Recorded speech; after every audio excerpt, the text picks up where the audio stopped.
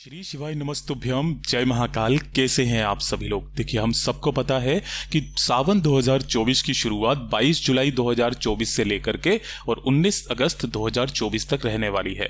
पूज्य गुरुजी ने अपनी कथाओं में कई बार अपने विशेष उपायों के बारे में बताया कि आपको सावन के महीने में हमें कौन से विशेष उपाय करने चाहिए जिससे हमारी सारी मनोकामनाएं पूरी जरूर हो। परंतु ये एक बहुत ही मुख्य अपडेट है कि अब आपकी कोई मनोकामना पूरी नहीं होगी। ऐसी क्या बात हो गई, क्या करना चाहिए कि हमारी मनोकामना भी पूरी हो, और ऐसा क्यों कहा गया कि आपकी मनोकामना पूरी नहीं होगी। तो इस वीडियो को पूरा अंत तक जरूर देखिएगा। साथ ही साथ एक और बात मैं आपको बहुत विशेष बताने वाला हूं जो कि आपको इस सावन के महीने में गलती नहीं करनी है।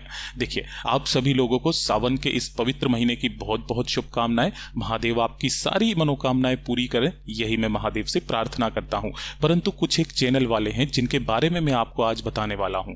देखिए, उन सभी ने ना तो पूज्य गुरुजी की कभी कोई कथा सुनी, ना ही उनको कभी भी श्रवण किया। साथ ही साथ उनके जो उपाय हैं उनको इतने गलत तरीके से बताया गया है कि जिस दिन का जो उपाय होता है आपको उसी दिन करना होता है।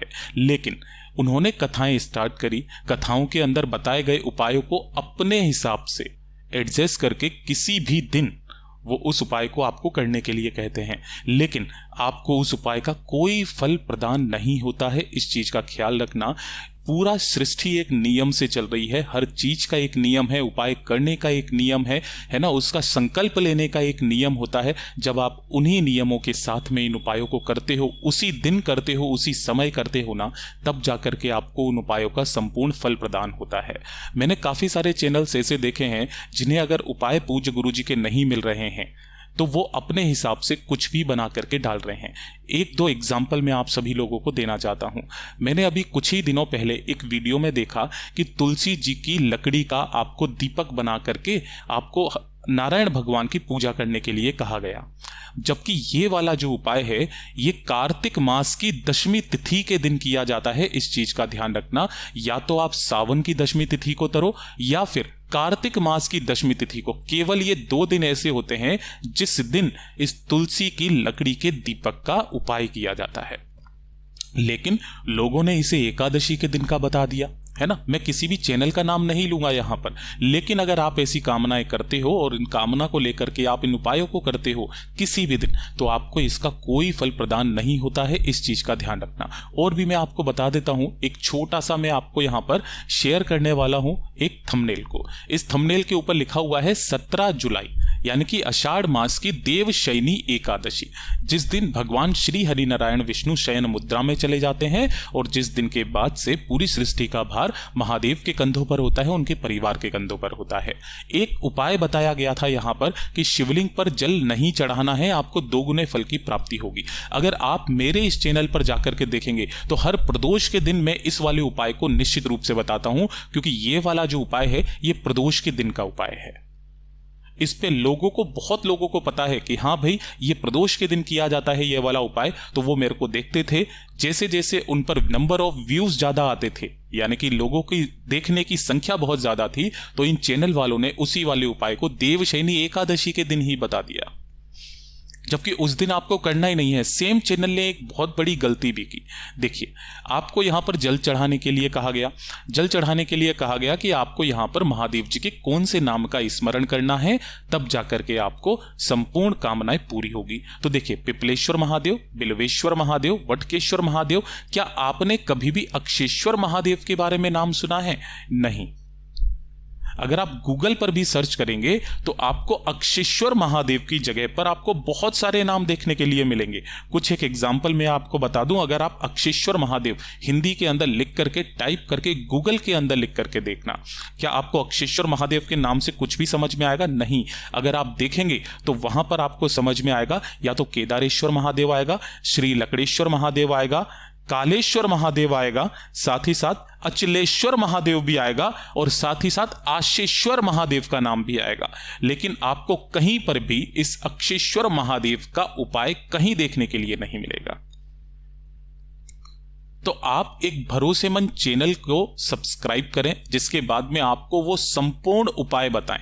देखिए, काफी सारे क्या समझते हैं कि हमने इस बार इस एकादशी को ये वाला उपाय बता दिया, अब अगली बार अगली एकादशी के दिन हमें कोई दूसरा उपाय बताना है। अब वो दूसरा उपाय बताने के चक्कर में वो कुछ भी उपाय बता देते हैं। भाई, जो एकादशी का उपाय है उसे अगर आप हर एकादशी के दिन बता देंगे तो गलती तो कुछ नहीं है ना, लोगों से कम गलत उपाय तो ना करवाएं। और ये जो सावन का महीना है, इस सावन के महीने में आपको बहुत ध्यान पूर्वक इन सभी उपायों को करना है। इसी के लिए मैं कह रहा हूं, इस चैनल को सब्सक्राइब कर लीजिएगा, आपको एकदम संपूर्ण और सटीक जानकारी मिलने वाली है।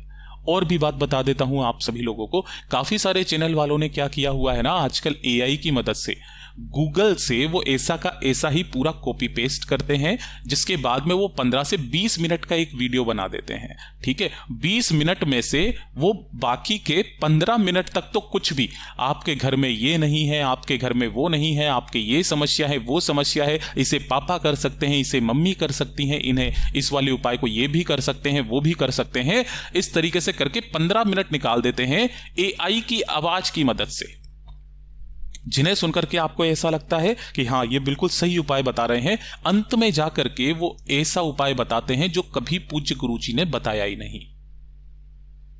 तो थोड़ा सोच समझ करके इन सभी उपायों को करना, आपकी कामनाएं कभी पूरी नहीं होगी अगर आप इसी तरीके से उन चैनल्स को फॉलो करके उनके उपायों को करते रहें।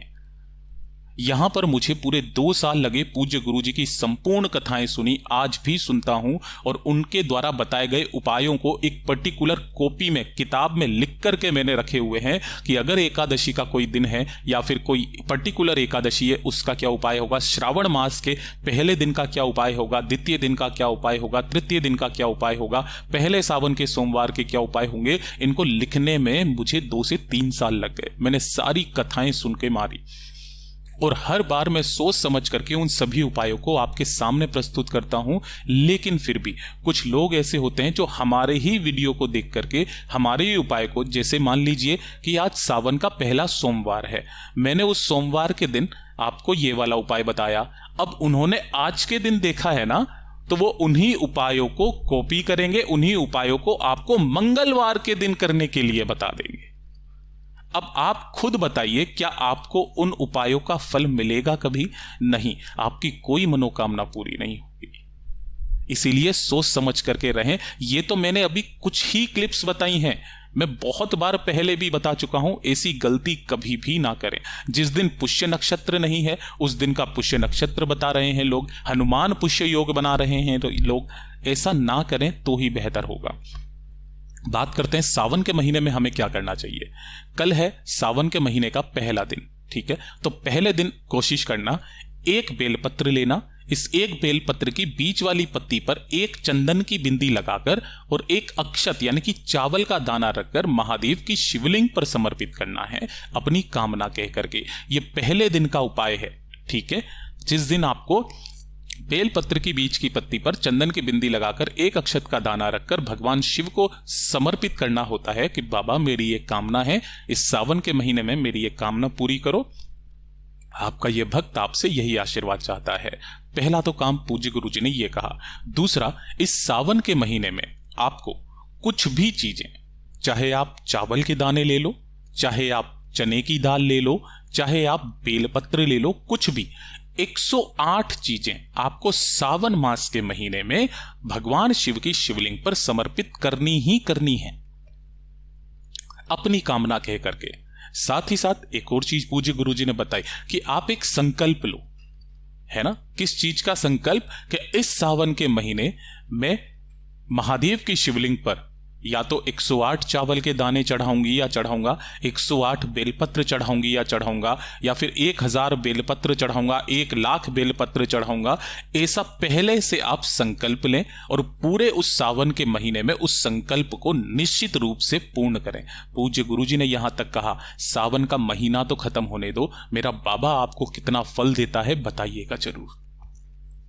तीसरा एक काम करने के लिए और कहा था, जो होती है बेलपत्र की भस्म, है ना, बेलपत्र का जो फल होता है उसकी भस्म आपको तैयार करनी है। मैंने पहले भी वीडियो में आपको बता दिया किस तरीके से तैयार करनी है। इसी के अंदर आपको 3 उंगलियां डाल करके जब आप भगवान शिव की शिवलिंग पर एक त्रिपुंड बनाते हैं तो उसका भी एक नियम होता है। जो आपके दाहिने हाथ की ये 3 उंगलियां हैं, पहले आपको जो लाइनें हैं वो आपको नीचे की 2 उंगलियों से खींचनी है, कुछ इस तरीके से, ठीक है। और जो ऊपर वाली उंगली है इसकी जो लाइन है वो आपको इन दोनों के नीचे खींचनी है, अपनी कामना कहते हुए। जब आप एक भाव को लेकर के भगवान शिव से इस कामना की पूर्ति के लिए कुछ मांगते हैं ना, वो कामना आपकी निश्चित पूरी होती है। साथ ही साथ 2 लोटे जल का उपाय पहले ही दिन से स्टार्ट कर देना। अगर 1-2 दिन निकल भी जाए किसी कारणवश तो भी आपको ये चीज याद रखनी है। 2 पात्रों में जल लेना है और इन्हीं दोनों पात्रों के जल को एक साथ भोले बाबा की शिवलिंग पर समर्पित करना। पूरे के पूरे सावन मास के अंदर, पूरा सावन मास खत्म होने के बाद मेरा भोले बाबा आपको क्या देता है एक बार बताइएगा जरूर। बस ये कुछ एक इंपॉर्टेंट बातें थी, आपको बतानी बहुत ज्यादा जरूरी थी। साथ ही साथ किसी भी एक चैनल को इस तरीके से फॉलो करें, सब्सक्राइब करें कि वो एक तो एआई वाली आवाज ना हो, है ना, क्योंकि एआई वाली आवाज का तो आप सभी लोगों को पता है, घंटों भर आप उसको चालू करके छोड़ देते हो, लेकिन फिर भी अंत में वो उपाय बताते हैं जो किसी काम का नहीं होता। ठीक है, तो ध्यान से सुनो, समझो और उन्हीं उपायों को फॉलो करो। टाइम टू टाइम डेली आपको पहले दिन, दूसरे दिन, तीसरे दिन किस तरीके का कौन सा उपाय करना है बराबर आपको बताता रहूंगा समय टू समय। चैनल को सब्सक्राइब करके वीडियो को लाइक करना और इसे ज्यादा से ज्यादा शेयर करना, ताकि बहुत सारे लोग महादेव की विनती करते हुए, कामना करते हुए कोई गलती ना करें। श्री शिवाय नमस्तुभ्यम।